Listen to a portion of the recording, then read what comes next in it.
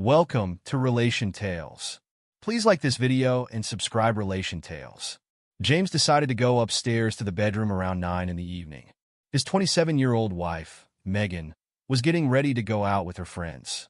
The last time she went out with them, it bothered James, but he couldn't accept it becoming a regular thing. They lived in Portland, Oregon, a city with a lively nightlife, which Megan had been enjoying more often. She noticed his worried look and sighed. "You're not going to sulk about this, are you?" James glanced at the black dress on the bed and the lavender lingerie Megan was wearing, thinking how stunning she looked. "I haven't seen these before," he said with a hint of suspicion. Megan looked uncomfortable. "I bought them this week," she admitted, avoiding his eyes. James paused, then went to the bathroom and came back with a plain set of lingerie from the laundry basket. "So, is this what a husband is supposed to accept?" he asked, holding up the simple beige bra and panties. "While you wear this," he gestured at the lavender set she had on. "For people you don't even know?" "Or," he added, "is there more to this night out, like meeting someone special?" Megan looked at him, shocked then angry. "No, there's no one else. How could you even think that?" James ignored her denial. "When you're out with your friends, you never dance with other men, let them get too close, or flirt with them?" Megan snapped. "How dare you suggest that?" "I suggest it because I know more about your friends than you think," James replied calmly. "One is single, two are divorced, and you're the only one still married. Do you really expect me to believe that when they're out looking for fun, they would not attempt to entice you into their reality? It is not your place to judge them." She fired back, fury flaring in her eyes. "I do not condemn them." He gave a level response. "You and they are both free to choose what suits us." Megan squinted her eyes curiously. "Are you advising me not to go then? How is that even a choice?" "I'm not telling you not to go out," James replied, his voice steady. "I'm simply telling you that I find this behavior inappropriate for a married woman. And I believe your friends are putting you in situations that could end badly for our marriage." Megan's face flushed with anger. "Are you seriously suggesting that a night out with my friends could threaten our marriage?" She scoffed. "Don't be so insecure. I always come home to you. Why are you so worried?" "I'm worried because you're the most beautiful woman I know, and you're going to clubs with single women I don't trust. Add alcohol and attention from men, and you're asking for trouble," James said, raising his hand to stop Megan from interrupting. "Our marriage is already in a tough spot because you think this." He gestured to her nearly bare outfit. "Is something your husband should just accept without saying anything. It's too late now. I promised to meet them at 10, and you're just trying to make me late," Megan replied, turning back to the mirror to finish her makeup, her tone dismissive. James took a deep breath and tried one more time. "You also promised to respect your husband," he said firmly. "It seems like you're okay breaking that promise. Or do your friends' feelings matter more than mine? What's wrong with you? Don't you trust me?" She snapped, frustration evident in her voice. "I'm just going out for drinks with the girls. That's it. Now, for heaven's sake, leave me alone." James sighed deeply. "It's not that I don't want to trust you, Megan. It's that I can't help but worry when you're out there every Friday night with women who aren't exactly known for their stable relationships. And I'm left here alone, wondering if you'll end up in a situation where a line is crossed." "I would never do that," Megan protested, but James cut her off. "Gail bragged about her little escapades on social media last week. She's one of your closest friends, and that's exactly what she did. How long before you start thinking it's harmless too, as long as I don't find out?" Megan stood there, speechless as James continued, his voice firm now. "If you want to go dancing, invite me along. If you just want to be around strangers, flirting and letting loose, then be honest with me. We can end the charade right now." "You're being so insulting," she shot back, her temper flaring. "No, I'm just being realistic. I don't believe you're only looking for harmless fun. I'm willing to trust that you haven't done anything wrong yet. But here's the choice. You can leave or stay.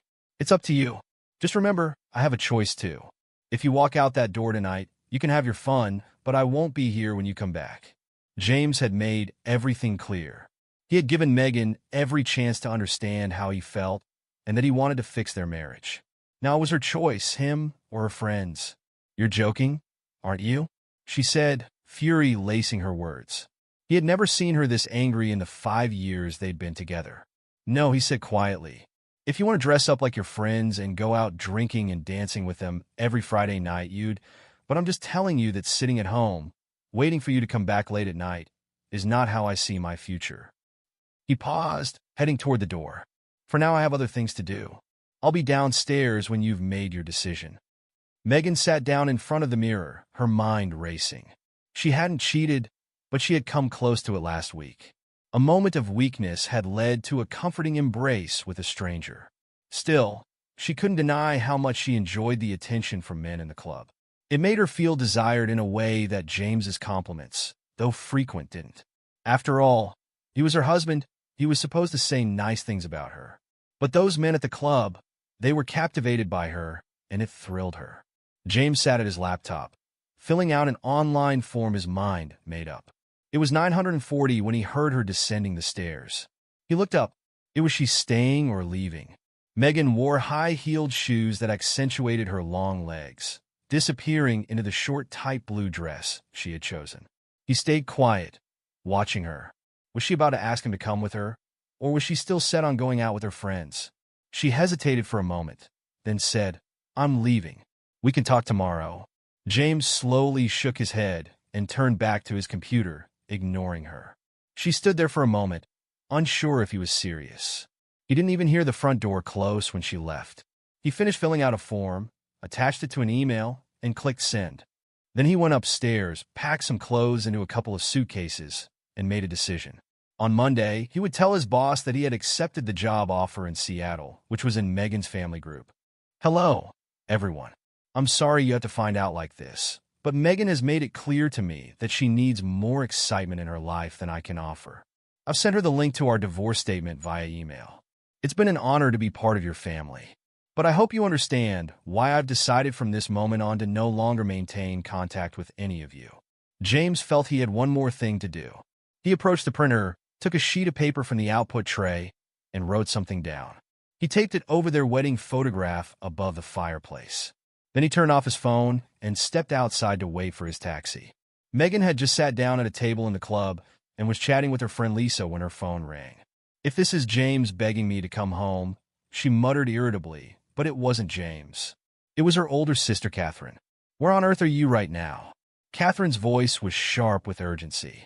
"I'm at the club with my friends," Megan replied, feeling defensive. "So, what does James know?" Catherine demanded. "He knows I'm out with friends." "Why are you asking?" Megan said, growing more uncomfortable by the second. "And how did he take it?" Catherine asked, sounding more frustrated than usual. She was usually calm. "He wasn't happy, but I told him we'd talk about it tomorrow," Megan replied, trying to act casual. "Good luck with that, you fool. He dumped you. If you don't believe me, check your email." Lisa watched in shock as Megan quickly opened her email. Even in the dim nightclub lights, Megan's face turned pale as she read the message. Catherine must have been right, because the email was meant for her family. Her phone then rang once more. Thankfully, James was there. No, her father was the one. "What did you say to James?" Her father demanded, his voice tinged with anger. "That man treated you like a queen, and you wanted more?" "No, Dad, it's not like that. I just felt trapped. I needed just one night a week, to feel like myself." "You're in a nightclub, and your husband just left you. And you're still in a damn nightclub?" he asked incredulously. Her father was furious. He had never used such language with her before. What could she say? The noise from the club was unmistakable. It was obvious where she was. "No, Dad, he must have decided something after I left." "Dad?" The line went dead. He had hung up. Megan grabbed her purse and phone, quickly leaving the club. She ignored Lisa and didn't notice her other friends as she walked past them. Outside, she flagged down a taxi and was home in 15 minutes. On the way, she tried calling James, but it went straight to voicemail. The house was strangely quiet and empty. She kicked off her shoes and rushed upstairs. His clothes, shaving kit, everything was gone. Panicking, she ran downstairs. His phone, laptop, and wallet were all missing too.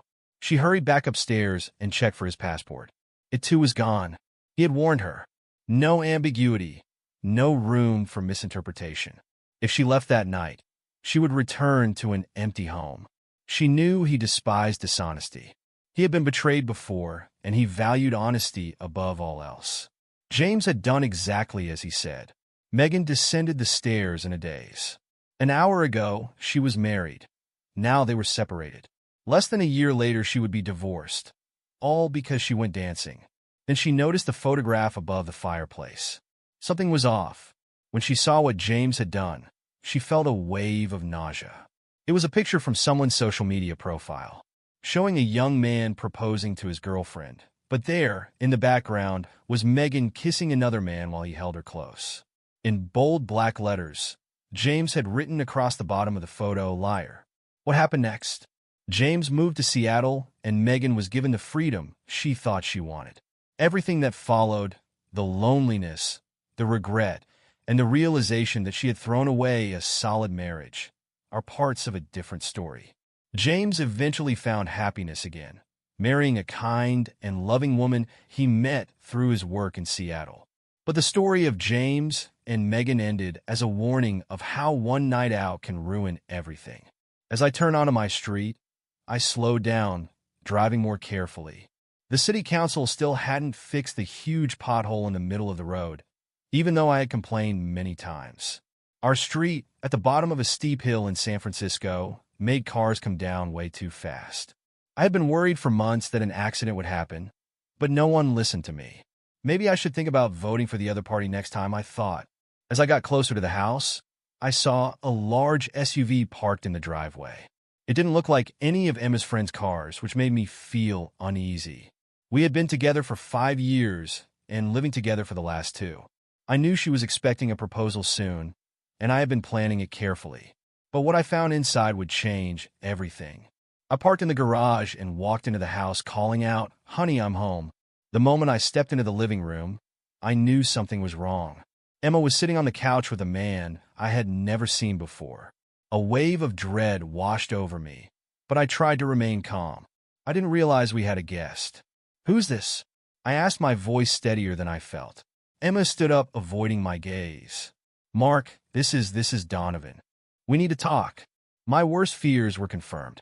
I took a deep breath, determined not to lose my temper. "What is there to talk about? You both know how this looks. I really hope I'm wrong and that you have a perfectly reasonable explanation." Emma looked down at her feet. "Mark, you know I love you and I've wanted to marry you and grow old together. I also want to experience life before I settle down completely. I don't want to reach old age with regrets, feeling like I missed out. I've been seeing Donovan for a while, and I didn't want to keep doing it behind your back. I thought it would be fair to tell you and suggest maybe we could open up our relationship so we can all be happy." "Open up the relationship?" I repeated, shocked. "How is this honest, Emma? This isn't an open relationship. It's betrayal."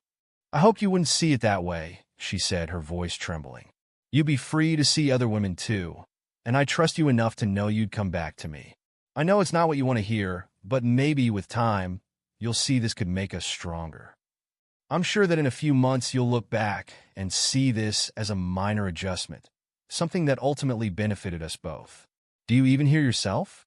I asked, unable to hide my disgust. "You're not playing by any rules, Emma.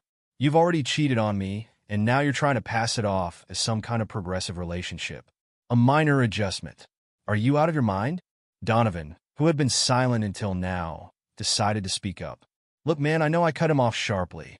This is between her and me. Both of you, get out of my house right now. I don't want to see either of you again."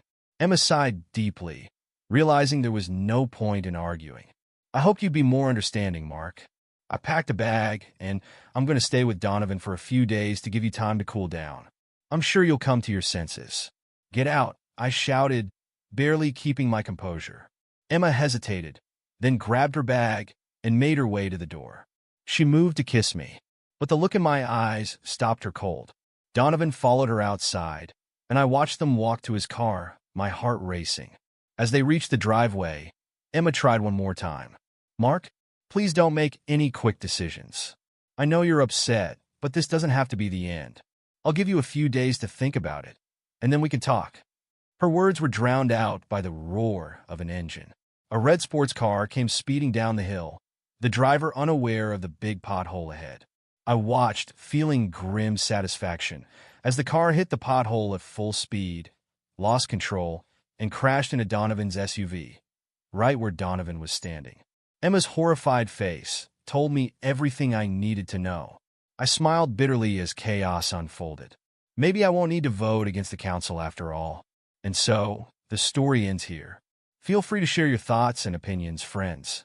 Second story. I've been married to my husband for 3 years. He started a new job in January, and around May, I noticed he had a missed FaceTime call from a woman. We share our phone plan, so I checked his call log and saw multiple calls to her, even as early as 5 a.m. before he goes to work at 6 a.m.